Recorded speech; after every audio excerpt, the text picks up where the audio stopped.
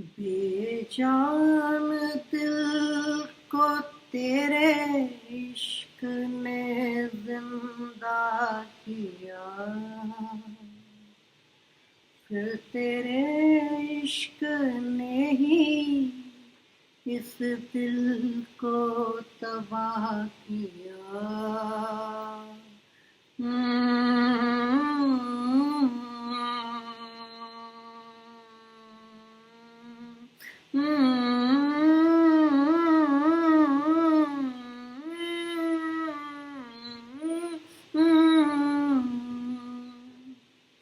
तड़प तड़प की इस दिल से आह निकलती रही, खुद को सजा दी प्यार की। ऐसा क्या गुनाह किया कि लुट गए हम तेरी मोहब्बत में। तड़प तड़प की इस दिल से आह निकलती रही, खुद को सजा दी प्यार की। ऐसा क्या गुनाह किया कि लुट गए हम तेरी मोहब्बत में। अजब है इश्क यारा,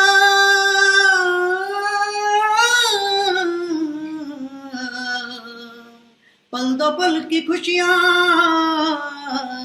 गम के खजाने मिलते हैं, फिर मिलती है तन्हाइयां। कभी आंसू कभी आए, कभी शिकवे कभी लाए, तेरा चेहरा नजर आए मुझे दिन के उजालों में, तेरी आहें तड़पाए। सिसक सिसक के इस दिल से आह निकलती रही, खुद को सजा दी प्यार की। ऐसा क्या गुनाह किया कि लुट गए हम तेरी मोहब्बत। तो दोस्तों, आप लोगों की फरमाइश पर ये फरमाइशी गीत इस्माइल दरबार के संगीत में के की आवाज में हम दिल दे चुके सनम से लेकर गाया गया है। आप उम्मीद है कि इस गीत को सुनने के बाद मुझे याद कर पा रहे होंगे और खुश हो पा रहे होंगे।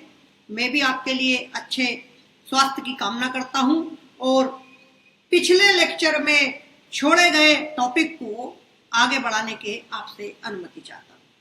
तो दोस्तों, आप जानते हैं पिछले लेक्चर में, यानी कि हम पिछले वाले टॉपिक में हम अर्थव्यवस्था के प्रकार या वर्गीकरण पर बात कर रहे थे, जिसमें हमने राज्य सरकार की भूमिका के आधार पर अर्थव्यवस्थाओं का 3 प्रकार से वर्गीकरण किया था, पूंजीवादी, समाजवादी और मिश्रित। और आप जानते हैं कि मिश्रित अर्थव्यवस्था को ही भारत ने अपनाया था।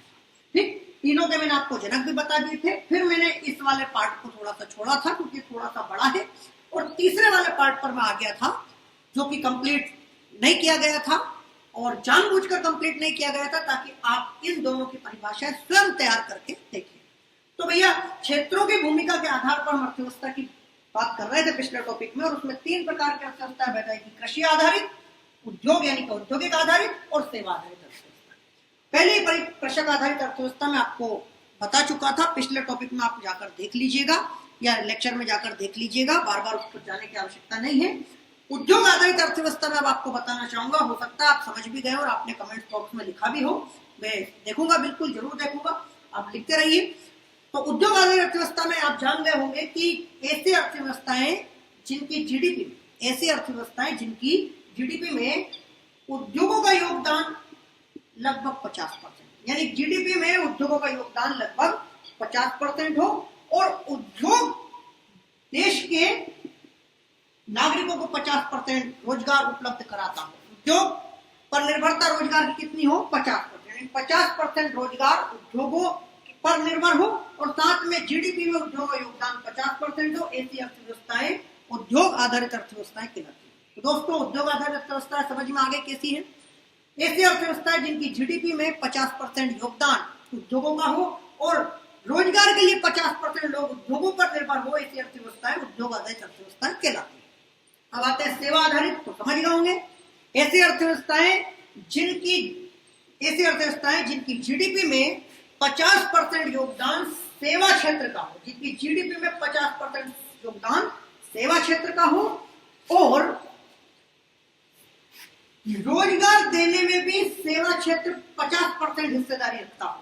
रोजगार के निर्माण में भी सेवा क्षेत्र 50% हिस्सेदारी रखता हो, ऐसी अर्थव्यवस्थाएं सेवा आधारित अर्थव्यवस्थाएं कहलाती हैं।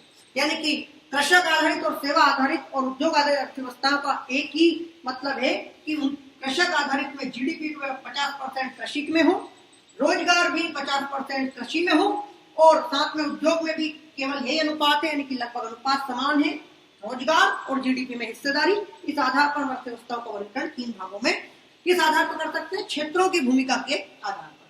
तो सर कृषि आधारित अर्थव्यवस्था किसे कहते हैं, उद्योग आधारित अर्थव्यवस्था किसे कहते हैं और सेवा आधारित अर्थव्यवस्था किसे कहते हैं, कब बताएंगे?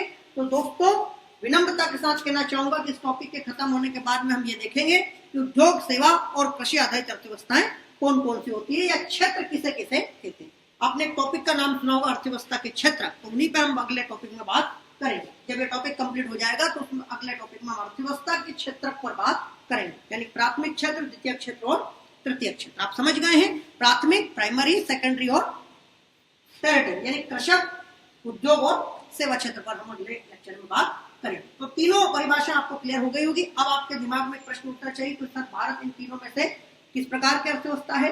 तो भैया भारत इन तीनों में से एक बात अगर मैं आपको साफ साफ शब्दों में कहूं तो ना तो पूरी तरह कृषि आधारित है, ना पूरी तरह उद्योग आधारित है, ना पूरी तरह सेवा आधारित है।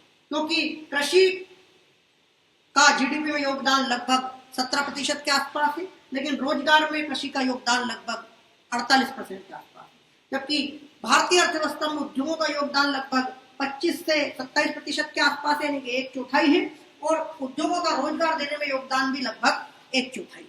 ठीक, तो हमारी दोनों परिभाषाएं सेटिस्फाई नहीं हो रही हैं, तो इसलिए ना तो भारत की अर्थव्यवस्था पूरी तरह कृषि आधारित है और ना पूरी तरह उद्योग आधारित। सेवा आधारित में भी आप इसलिए समझ गए होंगे, सेवा का जीडीपी में, भारतीय जीडीपी में योगदान लगभग 60% के आसपास है, 55 से 60% के बीच है, लेकिन रोजगार लगभग ये 20% देता है।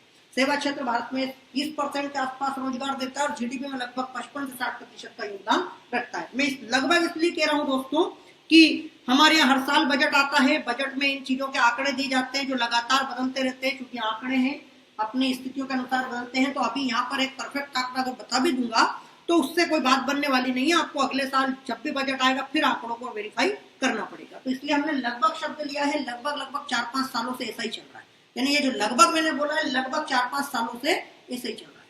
जो आंकड़े मैंने दिए हैं ये इसी के अप्रोक्स आते हैं, तो इसलिए मैंने एग्जैक्ट आंकड़ा आपको नहीं दिया है। जब भी बजट आता है आपको मैगजीन्स में, पत्र पत्रिकाओं में, कंपटीशन एग्जाम की बुक्स में इसके आंकड़े या अर्थव्यवस्था की बुकलेट में आपको इसके आंकड़े मिल जाते हैं।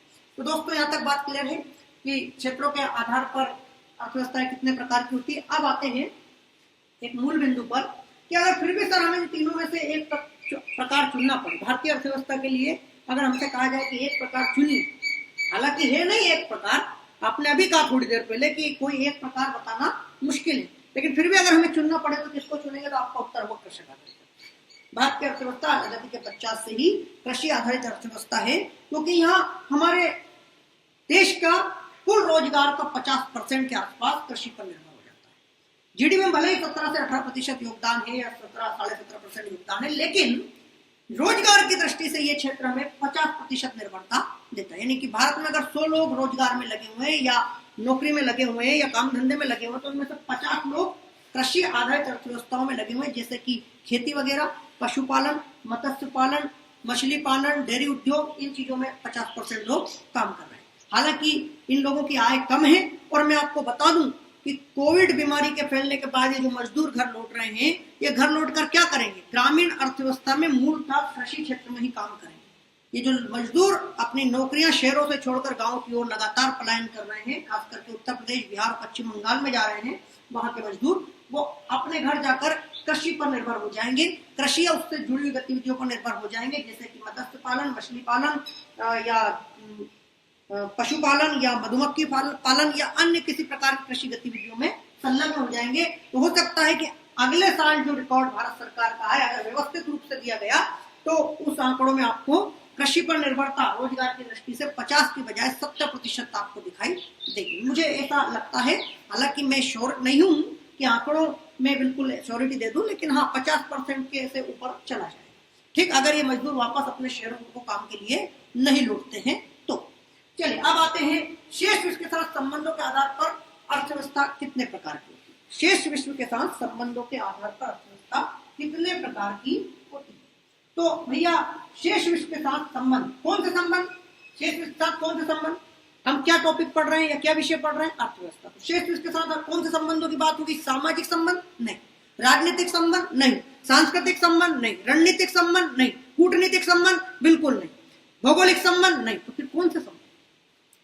शेष विश्व के साथ संबंधों के आधार पर बात करें तो आर्थिक संबंधों की बात हो रही है। और आर्थिक संबंधों का मतलब विदेशी व्यापार होता है। शेष विश्व के साथ जो हम आर्थिक संबंध रखते हैं, जैसे भारत का अमेरिका के साथ, चीन के साथ, जापान के साथ, सिंगापुर के साथ, इंडोनेशिया, श्रीलंका, इनके साथ जो संबंध है आर्थिक दृष्टि से, वो किस दृष्टि से होते हैं? विदेशी व्यापार की दृष्टि, फॉरेन ट्रेड, आयात और निर्यात।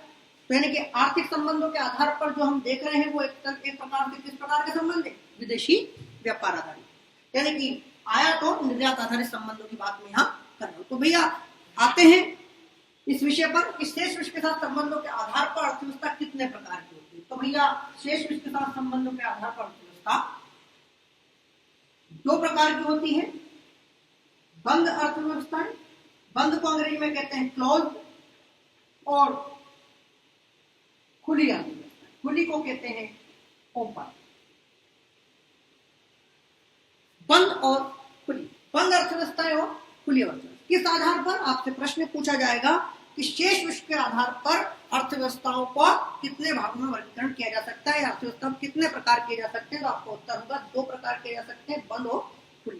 तो सर एक और प्रश्न आ सकता है कि विदेशी व्यापार के आधार पर अर्थव्यवस्थाओं का वर्गीकरण कैसे कर सकते हैं? तो दो प्रकार से, बंद और खुली। शेष विश्व के साथ और विदेशी व्यापार के आधार पर दो प्रकार की अर्थव्यवस्थाएं हैं, बंद अर्थव्यवस्था और खुली अर्थव्यवस्था। तो सर पहले ये बता दीजिए बंद अर्थव्यवस्था किसे कहते हैं? तो समझ गए, नाम से समझ गए, ऐसी अर्थव्यवस्थाएं जो ना तो किसी देश से वस्तु और सेवा का आयात करती है, या किसी दूसरी अर्थव्यवस्था, ऐसी अर्थव्यवस्थाएं जो किसी दूसरी अर्थव्यवस्था ना तो वस्तु और सेवा का इंपोर्ट, आयात, यानी कि ना तो वस्तु और सेवा को मंगवाती है और ना ही भेजती है। यानी कि ऐसी अर्थव्यवस्थाएं जो दूसरी अर्थव्यवस्थाओं के साथ किसी भी प्रकार का आयात निर्यात यानी इंपोर्ट एक्सपोर्ट का संबंध नहीं रखती है, या किसी भी प्रकार का यूं कहे आयात निर्यात नहीं तो विदेशी व्यापार नहीं करती है, या यूं कहे शेष विश्व के साथ आर्थिक रूप से पूरी तरह अलग रहती है। ऐसी अर्थव्यवस्था बंद अर्थव्यवस्था।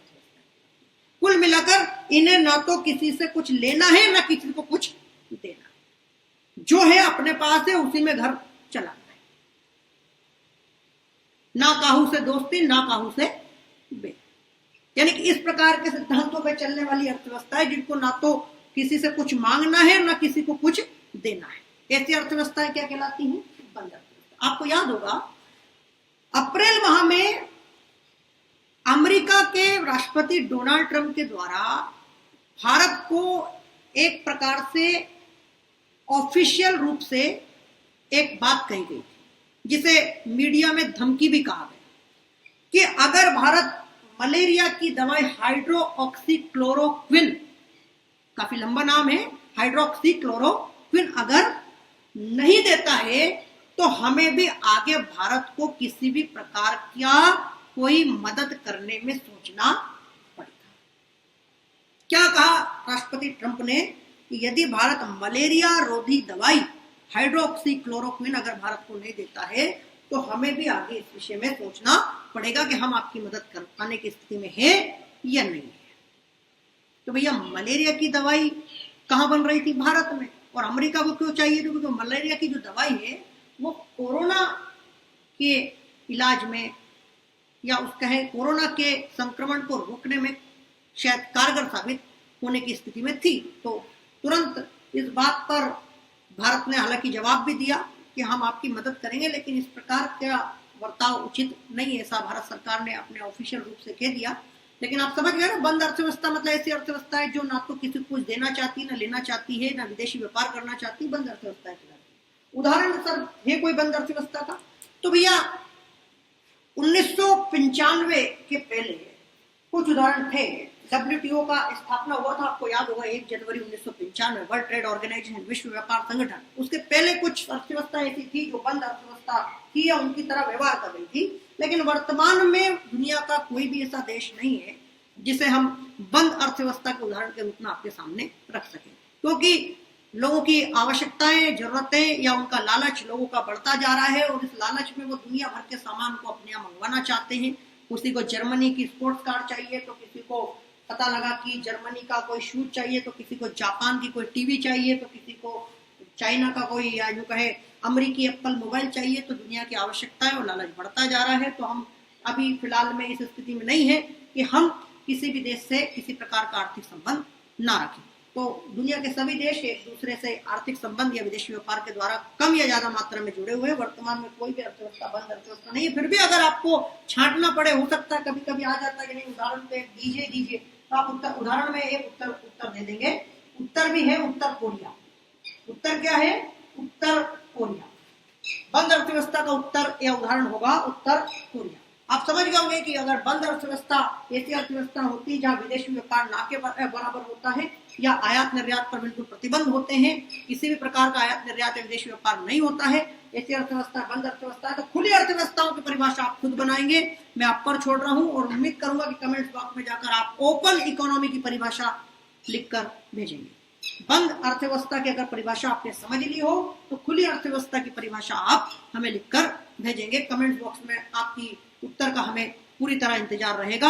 हम उस उत्तर को बिल्कुल वेरीफाई करेंगे कि आप सही उत्तर दे रहे हैं या नहीं, या आपको ये भी पता लग जाएगा कि हमारे जो सीमित संसाधनों के दम पर हम जो क्लासेस चलाने का प्रयास कर रहे हैं अपने अपने घरों से, इस कोरोना वायरस में उन क्लासों का या उन लेक्चर्स का कोई मतलब निकल पा रहा है या नहीं निकल पा रहा है।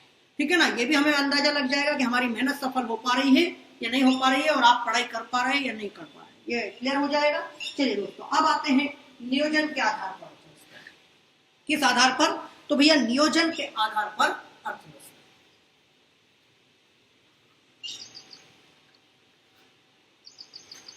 तो दोस्तों, नियोजन के आधार पर जो अर्थव्यवस्थाएं हैं उनकी अगर हम बात करें, तो नियोजन के आधार पर 2 प्रकार की अर्थव्यवस्था होती है।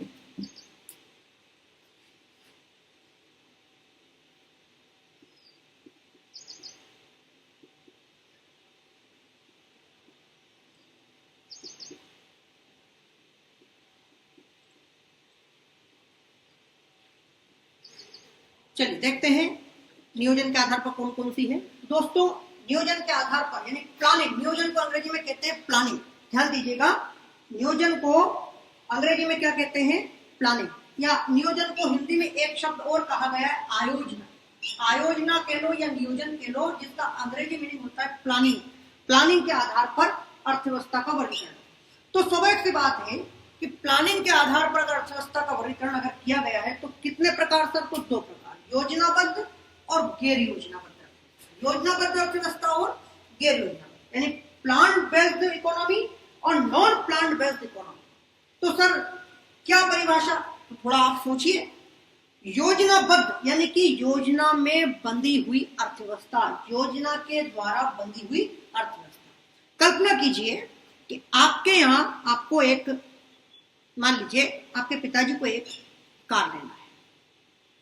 तो कार लेने के लिए आपने देखा होगा कि अगर उनको दिवाली पे कार लेना है, तो उनकी तैयारी 6 महीने पहले से होने लगती है कि यार नहीं, एक कार की जरूरत है और इस कार की लेने के लिए हमें हर महीने इतना पैसा सैलरी में से बचाना पड़ेगा, या यूं कहें इनकम में से बचाना पड़ेगा, तब जाकर के कार आएगी। और दूसरी बात, कार लेने के बाद में हमें ये खर्चे कम भी करने पड़ेंगे। घर के कुछ खर्चे भी कम किए जाते हैं, गैर जरूरी खर्चों को कम किया जाता है, यानी गैर जरूरी चीजों को अपनाने कैसे रोका जाता है, और साथ में यह भी ध्यान रखा जाता है कि ज्यादा से ज्यादा बचत हो, यानी कि कार की प्लानिंग पहले से हो जाती है। मकान बनाना है तो मकान का भी पहले प्लानिंग होता है, आपको याद है, पहले एक नक्शा बनाया जाता है, फिर उस हिसाब से ईंटें, रेत, पत्थर, सरिया ये सब मंगाया जाता है। फिर ये भी ध्यान रखा जाता है कि मकान के निर्माण के समय कौन सी चीज पहले बनेगी और कौन सी चीज बाद में, और उस समय किसी भी चीज का कोई भी परेशानी नहीं होना चाहिए, यानी कि पहले से उतना मटेरियल मंगा के रखते हैं ताकि मकान निर्माण में किसी प्रकार का या भवन निर्माण में किसी प्रकार का दिक्कत ना हो, यानी कि पूरा प्लानिंग होता है। तो इस प्रकार से हम एक तरह से क्या करते हैं कि पहले अपने लक्ष्य तय करते हैं कि हमें मकान बनाना है कि कार खरीदनी है, यानी पहले टारगेट बनाते हैं, टारगेट को फोकस करते हैं, और टारगेट फोकस करने के बाद फिर उस टारगेट को प्राप्त करने के लिए रणनीति बनाते हैं कि उस टारगेट को कैसे प्राप्त किया जाए। टारगेट को प्राप्त करने के बाद रणनीति बनाते हैं कि उस टारगेट को प्राप्त कैसे किया जाए। तो क्या कहा मैंने दोस्तों कि योजनाबद्ध अर्थव्यवस्था में दो चीजों का ध्यान रखा जाता है। पहली चीज कि सबसे पहले तो लक्ष्य बनाते हैं कि हमें क्या क्या अचीव करना है, 5 साल में क्या अचीव करना है, अगले 10 साल में क्या अचीव करना है, या अगले 20 साल में क्या अचीव करना है, या अगले 50 साल में भारत कहां होगा। ये हम पहले लक्ष्य बनाते हैं और उन लक्ष्य को प्राप्त करने के लिए फिर रणनीतियां बनाते हैं, यानी कि स्ट्रेटेजी बनाते हैं कि कौन कौन से खर्चे कम करने हैं, और कहां कहां से बचत हमें बढ़ानी है, और कितने महीने तक हमें बचत करनी है, तब जाकर के कार घर में आएगी। यानी कि योजनाबद्ध अर्थव्यवस्था की विशेषता क्या होती है कि यहाँ पहले लक्ष्य निर्धारित किए जाते हैं और उसके बाद लक्ष्य निर्धारित करने के बाद उन लक्ष्यों को प्राप्त करने के लिए रणनीतियां बनाई। पहले कार खरीदने का लक्ष्य बनाया जाता है, भवन बनाने का लक्ष्य रखा जाता है, और फिर भवन को बनाने के लिए रणनीतियां बनाई जाती है कैसे भवन का निर्माण का कार्य कंप्लीट होगा। ऐसे योजना आपको समझ में आ गई कैसे योजना कहलाती है, योजनाबद्ध। और ऐसे योजनाबद्ध अर्थव्यवस्थाओं में सबसे बढ़िया बात यह होती है कि यहाँ ये बात क्लियर होती है कि किस वर्ग को किस प्रकार का फायदा पहुंचाना है, यानी कि सब चीजें एक तरह से बिल्कुल प्लान के तहत चलती है, प्लान के भटकने पर काफी दिक्कत हो जाती है। चलिए, गैर योजनाबद्ध अर्थव्यवस्था आप समझ गए होंगे। ऐसी अर्थव्यवस्था है जो पहले से लक्ष्य नहीं बनाती है, न पहले से कोई रणनीति बनाती है, बस जैसा चल रहा है उसी को आगे बढ़ाती है, जो होता रहेगा। जिस जो मान लीजिए चल रहे हैं, इनकम हो गई तो ठीक है, नहीं हुई तो कोई बात नहीं, कार नहीं लेंगे। अगर इनकम है तो कार ले लेंगे, नहीं हुई तो कोई बात नहीं, चल रहा है जो चल ही रहा है कोई बात नहीं, स्कूटर से चले जाएंगे, बाइक से चले जाएंगे। तो ऐसी अर्थव्यवस्थाएं क्या करती है, भविष्य के हिसाब से काम नहीं करती हैं, बस इस बात का ध्यान रखती है कि अर्थव्यवस्था में इनकम लगातार आती रहे, बाकी और इनका कोई अदर प्लान नहीं होते। तो एक तरह से कह सकते हैं कि लक्ष्य और रणनीति से रहित अर्थव्यवस्थाएं गैर योजनाबद्ध अर्थव्यवस्थाएं कहलाती है। अब उदाहरण सर, तो योजनाबद्ध अर्थव्यवस्था को उदाहरण खास करके मैं आपको देना चाहूंगा। भारत अपने आप में योजना आधारित अर्थव्यवस्था है। आपको याद होगा 1950 में 15 मार्च 1950 को भारत में योजना आयोग की स्थापना की गई थी, और उस योजना आयोग को 2015 में भंग किया, और उसकी जगह नीति आयोग 1 जनवरी 2015 को गठित किया गया। और वो इसीलिए गठित किया गया ताकि भारत की अर्थव्यवस्था एक प्लान के अनुसार काम कर सके। वास्तव में योजना आधारित अर्थव्यवस्थाओं में सबसे बढ़िया उदाहरण कौन है, भारत है। अब आगे पूछेंगे सर सबसे पहले योजनाबद्ध अर्थव्यवस्था कौन बनी, तो आपका उत्तर होगा सबसे पहले योजनाबद्ध अर्थव्यवस्था का उदाहरण यूएसएसआर। सबसे पहले योजनाबद्ध अर्थव्यवस्था का उदाहरण कौन था, यूएसएसआर। जैसे समाजवादी अर्थव्यवस्था का सबसे पहला उदाहरण कौन था, यूएसएसआर। पूंजीवादी का था कौन, अमेरिका। इसी तरह योजनाबद्ध अर्थव्यवस्था का सबसे पहला उदाहरण जो बना वो यूएसएसआर, और वर्तमान में सबसे बेहतरीन उदाहरण योजनाबद्ध अर्थव्यवस्था कौन है, भारत। तो दोस्तों एक चीज और कि जितनी भी योजनाबद्ध अर्थव्यवस्थाएं हैं उनमें एक खास बात है कि वो समाजवादी है, यानी कि योजनाबद्ध अर्थव्यवस्थाएं समाजवादी अर्थव्यवस्थाएं होती है। सामान्यतः हर बार ऐसा नहीं होगा। आप ये कह सकते हैं कि जो अर्थव्यवस्थाएं समाजवादी अर्थव्यवस्थाएं हैं उन्होंने योजनाओं को अपनाया या उन्होंने प्लानिंग बेस्ड इकोनॉमी पर फोकस किया है। सभी अर्थव्यवस्था नहीं, वो अपवाद भी हैं, लेकिन आप समझ गए होंगे कि योजनाबद्ध अर्थव्यवस्थाएं वे अर्थव्यवस्थाएं हैं जिनमें लक्ष्यों और रणनीतियों को फोकस करके काम किया जाता है, या अर्थव्यवस्था चलाया जाता है, संचालन किया जाता है। और गैर योजनाबद्ध भी आप समझ गए होंगे ऐसी अर्थव्यवस्थाएं जहां योजनाओं को महत्व नहीं दिया जाता। अब आते हैं निर्भरता के आधार, निर्भरता के आधार पर अर्थव्यवस्थाएं। तो दोस्तों आपको ये पता होगा कि 12 मई 2020 को रात 8 बजे प्रधानमंत्री ने राष्ट्र के नाम एक संदेश दिया था, जिसमें उन्होंने 20 लाख करोड़ रुपए के पैकेज की घोषणा या आर्थिक पैकेज की घोषणा की थी। उस पैकेज की घोषणा करने के पहले उन्होंने एक बहुत ही शानदार शब्द या यूं कहें बहुत ही गंभीर शब्द पर जोर दिया था, आत्मनिर्भर भारत। तो ये आत्मनिर्भर भारत जो कहा था, कौन सा आत्मनिर्भर भारत की बात कही थी? सामाजिक रूप से आत्मनिर्भर, धार्मिक रूप से आत्मनिर्भर, राजनीतिक रूप से आत्मनिर्भर, सांस्कृतिक रूप से आत्मनिर्भर? कौन सा आत्मनिर्भर भारत? आत्मनिर्भर आदमी किस रूप से होता है? समाज के रूप से होता है कि धर्म से होता है, किससे होता है? आप बताइए। अगर हमें कहूं कि आप आत्मनिर्भर बनिए, तो आत्मनिर्भर बनने का मतलब आपके दिमाग में क्या है? यही आएगा ना कि पैसा इतना हो कि हमें किसी से, दूसरे से जरूरत पड़ने पर कर्जा या मदद लेने की या हेल्प लेने की जरूरत ना पड़े, और अगर पड़े भी तो हम एक खम के साथ, या यूं कहें एक मजबूती के साथ सामने वाले से उधार या ऋण या मदद की मांग करें। हमारे सामने इसी चीज को क्या कहते हैं? आत्मनिर्भरता, सेल्फ डिपेंडेंट होना। यानी कि खुद का पास अगर नौकरी आ जाए तो हमें अपने माँ बाप पर निर्भर नहीं रहना पड़ेगा, हम आत्मनिर्भर हो जाएंगे, अपने पैरों पर खड़ा होना कहते हैं। तो उन्होंने अपने संदेश में आत्मनिर्भरता को आप काफी समझाया। मुझे नहीं पता आपने उनके आत्मनिर्भरता को किस रूप में ले लिया है। उन्होंने हालांकि बहुत अच्छे से बताया था कि आत्मनिर्भरता का मतलब आत्म केंद्रित होना नहीं है, और ना ही इसका मतलब ये है कि आत्मनिर्भरता का मतलब ये लगा लिया जाए कि दूसरे को बिल्कुल इग्नोर कर दिया जाए। अगर आपको मदद की जरूरत है तो दूसरे की जरूरत भी लेनी पड़ेगी, लेकिन उनकी बातों को आपने कितना समझा मैं नहीं जाना चाहता। लेकिन अब आते हैं कि उन्होंने आत्मनिर्भरता की जो बात की थी, उस आत्मनिर्भरता की बात में उनका आर्थिक रूप से आत्मनिर्भरता का बात करना था। यानी कि प्रधानमंत्री ने आर्थिक रूप से आत्मनिर्भर होने की बात कही थी। हालांकि भारत के प्रथम प्रधानमंत्री पंडित जवाहरलाल नेहरू ने भी 1950 में योजना आयोग की प्रथम बैठक में आत्मनिर्भरता के मतलब को बहुत ही प्यारे और सरल शब्दों में समझाया था। और अगर हम वर्तमान प्रधानमंत्री और पंडित नेहरू दोनों के आत्मनिर्भरता को समझे तो उन दोनों के वक्तव्य या उनके विचार या दर्शन एक दूसरे से मिलते हुए दिखाई देंगे। तो दोस्तों, मैं आपको बताना चाहूंगा, निर्भरता के आधार पर अर्थव्यवस्थाएं 3 प्रकार की होती है।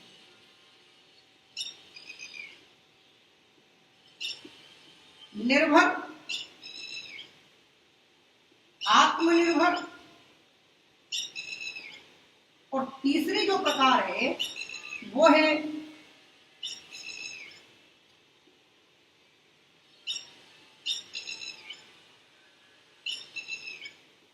अर्ध आत्मनिर्भर, यानी कि परस्पर निर्भर।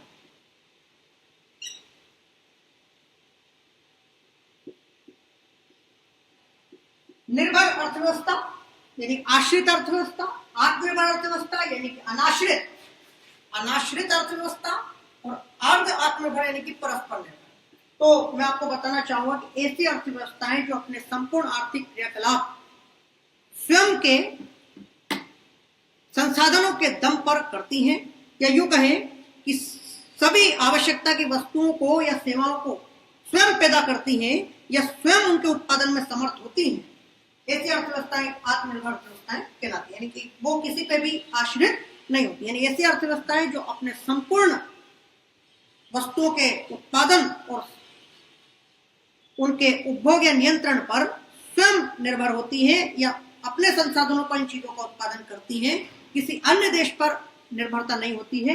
ऐसी अर्थव्यवस्थाएं आत्मनिर्भर अर्थव्यवस्थाएं होती है। आपने सुना होगा भारत में अंडमान निकोबार में ऐसी कई आदिम जनजातियां रहती हैं जो 21वीं सदी में पहुंचने के बावजूद भी किसी पर निर्भर नहीं है, अपने जरूरत की वस्तुओं को या अपनी जरूरत की आवश्यकताओं को खुद अंडमान के जंगलों से या विषुवत रेखीय जंगलों से प्राप्त करती हैं और उन संसाधनों को अपने हिसाब से प्रयोग में लाती हैं। यहां तक कि अंडमान की उन जनजातियों का भारत से भी संबंध सामाजिक रूप से नहीं है, ना तो सामाजिक रूप से है, ना आर्थिक और ना धार्मिक रूप से या राजनीतिक रूप से। मतलब वो भारत के संप्रभु क्षेत्र में तो जनजातियां रहती है। अंडमान निकोबार हमारा ही एक केंद्र शासित प्रदेश या यूनियन टेरिटरी है जो कि बंगाली खाड़ी में, लेकिन उनका हमसे एक प्रकार से पूरी तरह अलगाव है। वो अपनी जिंदगी अपने हिसाब से जीते हैं, अपने आवश्यकताओं को अपने हिसाब से प्राप्त करते हैं और वहीं रहते हैं, इसके अलावा कहीं नहीं जाते। उनका आवाज भी वही है, अंडमान के बाहर वो नहीं जाते। ठीक, तो आत्मनिर्भर अर्थव्यवस्था समझ में आया। मैं आपको उदाहरण दे चुका हूं। अंडमान निकोबार की जो अर्थव्यवस्था है वो एक आत्मनिर्भर अर्थव्यवस्था का उदाहरण है। ठीक, दूसरा है निर्भर अर्थव्यवस्था। समझ गए होंगे कि ऐसी अर्थव्यवस्था जो अपने उत्पादन और अन्य आर्थिक क्रियाकलापों के लिए या यूं कहें वस्तुओं और सेवाओं के लिए अन्य देशों पर निर्भर होती है, जिनके पास स्वयं के संसाधन नहीं होते हैं या जिनके पास खुद की आर्थिक मजबूती नहीं होती है, ऐसी अर्थव्यवस्थाएं निर्भर अर्थव्यवस्थाएं कहलाती है। पता लगा आपके पास में फॉर एग्जाम्पल के लिए लोहा तो है लेकिन उसे बनाने की टेक्नोलॉजी नहीं है। आपके पास में मान लीजिए कि पशुपालन के लिए दूध तो है लेकिन उस दूध से पाउडर बनाने की टेक्नोलॉजी नहीं है, दूध पाउडर बनाने की, या उस दूध को प्रोसेस करने की टेक्नोलॉजी नहीं है। आपके पास फल और सब्जी या अन्य चीजें तो है लेकिन उससे जैम बनाने, जैम मतलब अचार या इनका जो प्रसंस्करण होता है, ये बनाने की ताकत नहीं है। तो इसका मतलब है आपके पास टेक्नोलॉजी नहीं है। और अगर आप टेक्नोलॉजी किसी और देश से प्राप्त कर रहे हैं या हो सकता है कि आप वस्तुएं किसी और देश से प्राप्त कर रहे हैं, तो ऐसी अर्थव्यवस्था है निर्भर। आप समझ गए होंगे अर्धात्मनिर्भर मतलब जो कुछ चीजों पर निर्भर है, कुछ चीजों पर निर्भर नहीं है। कुछ चीजें किसी अर्थव्यवस्था में खुद के पास है और कुछ उसे किसी और से या किसी अन्य देश से प्राप्त करनी पड़ती है। ऐसी अर्थव्यवस्था क्या है? अर्धात्मनिर्भर या परस्पर निर्भर है। और मैं आपको बता दूं एक लाइन में कि वर्तमान में विश्व की कोई भी ऐसी अर्थव्यवस्था नहीं है जो परस्पर आत्मनिर्भर ना हो। परस्पर आत्मनिर्भर ना हो यानी कहने का मतलब है कि दुनिया की हर एक अर्थव्यवस्था किसी ना किसी रूप में किसी ना किसी देश के साथ या क्षेत्र के साथ जुड़ी हुई है। कोई भी अर्थव्यवस्था विश्व में ऐसी नहीं है जो परस्पर एक दूसरे पर निर्भर ना हो, यानी हर अर्थव्यवस्था एक दूसरे पर परस्पर रूप से निर्भर है। भारत भी एक किसी प्रकार की अर्थव्यवस्था है, लेकिन हमारे प्रधानमंत्री चाहते हैं कि भारत के अन्य देशों पर जो अभी निर्भरता है या बनी हुई है, वो निर्भरता में क्या है? कमी है। यानी कि वो जानते हैं कि हमें दूसरे देशों की जरूरत तो पड़ेगी। प्रधानमंत्री इस बात को अच्छे समझते हैं कि हमें दूसरे देशों से सामान या वस्तुओं की आवश्यकता होगी, लेकिन फिर भी उनका मानना है कि इस आवश्यकता या निर्भरता को जितना कम किया जाए उतना बेहतर है।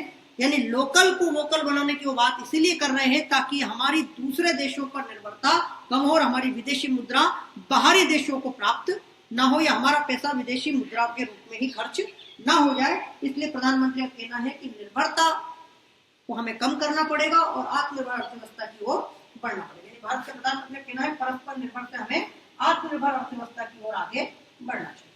ठीक, तो उम्मीद है कि भारत एक विशेष और लक्ष्य आधारित रणनीति के तहत आत्मनिर्भर अर्थव्यवस्था की ओर बढ़ेगा। आप और हम सब प्रधानमंत्री के इस कार्य में या उनकी इस अपील में उनका सहयोग करने का प्रयास भी दिल के साथ करेंगे। तो दोस्तों, एक आखिरी प्रकार और रह गया है आर्थिक विकास के आधार पर अर्थव्यवस्था का वर्गीकरण। चूंकि समय की सीमा समाप्त हो रही है, तो मैं चाहता हूं कि इस आखिरी बिंदु को हम फिर अगले लेक्चर के लिए छोड़ दें और तब तक के लिए मैं आपसे विदाई चाहता हूं।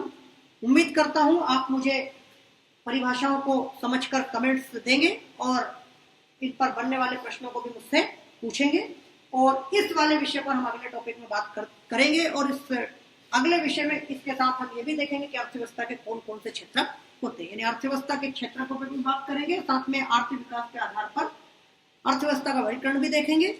आइए दोस्तों, एक बार फिर हम देख लेते हैं राज्य या सरकार की भूमिका के आधार पर अर्थव्यवस्था, क्षेत्र की भूमिका के आधार पर अर्थव्यवस्था, कृषक, उद्योग और सेवा आधारित, शेष विश्व के साथ संबंधों के आधार पर अर्थव्यवस्था, बंद और खुली, नियोजन के आधार पर योजनाबद्ध और गैर योजनाबद्ध और निर्भरता के आधार पर निर्भर, आत्मनिर्भर और परस्पर निर्भर अर्थव्यवस्थाओं आपके सामने मैंने आपको क्लियर की है।